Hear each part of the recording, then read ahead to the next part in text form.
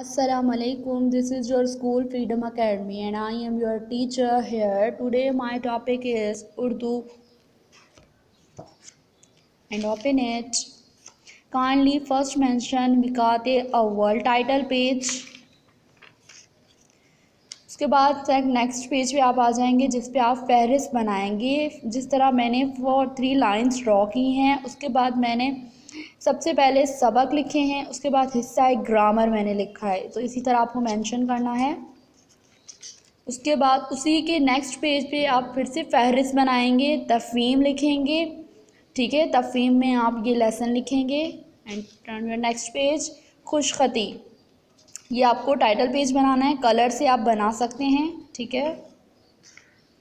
उसके बाद next page पे उसके बिल्कुल उस पेज को छोड़ के आप बराबर में सबसे पहले तारीख मेंशन करनी है, हुर्फ़े तहजी अलिफ से ये तक लिखिए, 4 लाइंस ड्रॉ करनी हैं।